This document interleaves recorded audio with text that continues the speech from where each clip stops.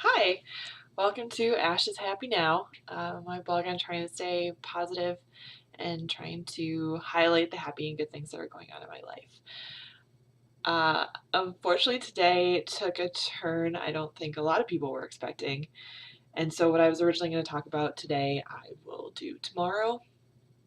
Because, like a lot of people, I had a pretty significant response to the news about Chester Bennington, the lead singer of Linkin Park, and I wanted to share an experience that I had particularly with Linkin Park, that was super impactful on me as a person and super impactful on I think a lot of the things that I ended up doing in my life and a lot of the things that I really love. Um, and it is a story that makes me happy. It's making me emotional right now, but ultimately it is a story that makes me happy. So back in 2002, I saw Linkin Park live. I had gotten tickets to go for my 15th birthday. I took someone who was a little older than me and had been to shows before. It was the first time I really went to anything like that without my parents. So it was like kind of an edgy crowd. and, uh, you know, it was the first time I'd ever done anything like that. And I remember it being really intimidating. I mean, I'm a tall person. I've always been tall, but it was just different and it's just intimidating. And I remember that during the show, I mean, this is so vivid in my mind, I could probably almost remember word for word that Chester stopped the show, and I don't know what happened that he saw or wanted to respond to. I think a girl was crowd surfing, and he paused things because of how she was being handled by the people that were touching her. And he made a comment about how you don't have the right to grab another person, you don't have the right to touch them. Like, a girl crowd surfing is not an invitation to do anything. It's not an invitation to touch her. It's not that. And it really set like a precedent for me that here was this huge artist in this giant venue who was demanding that kind of respect. Like, it was saying like, this is the respect I expect you to treat each other with. Like, this is what I'm demanding from you.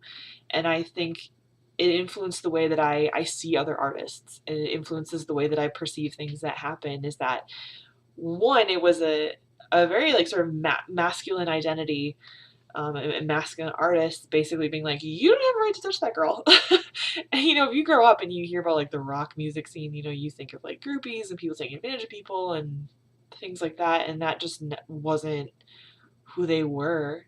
Um, and I can't say enough how to heart I took that, because not only did it make it seem like, hey, it's wrong for the other people there to do something like that. Like, I actually had a right to demand that as well. It's like, you don't. I'm not an invitation. Like, me choosing to crowd surf or me being in close proximity to you at the show is not an invitation to touch my body. Um, I just remember having so much respect for them, and I think they had so much respect for their fans and for their safety. I'll never forget that. And the fact that I have that memory and how much that stayed with me and how much I think it influenced more than I realized until I'm looking back right now is incredible. And so I will say that I'm very emotional today, and I'm sure I'm not the only one.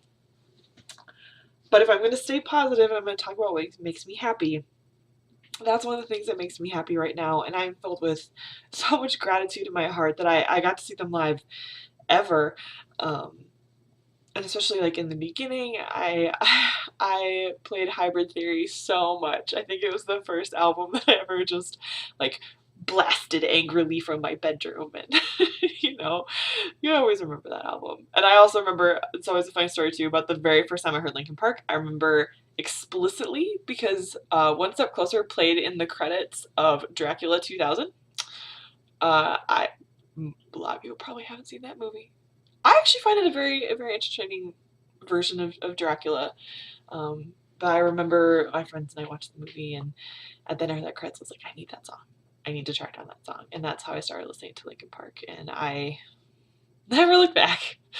I don't think I stayed as crazy of a fan as I was in high school, but I did always follow their music, and um, today, I was listening to on Spotify the This Is Linkin Park playlist, and I think Leave Out All the Rest will probably always be one of my all-time favorite songs. I just really like the message of that. Um, but yeah, so that's what's making me happy today is that whew, I probably got to see one of the most epic performers of all time live, and that he got to share a message that has had a huge personal impact on me. So, see you tomorrow.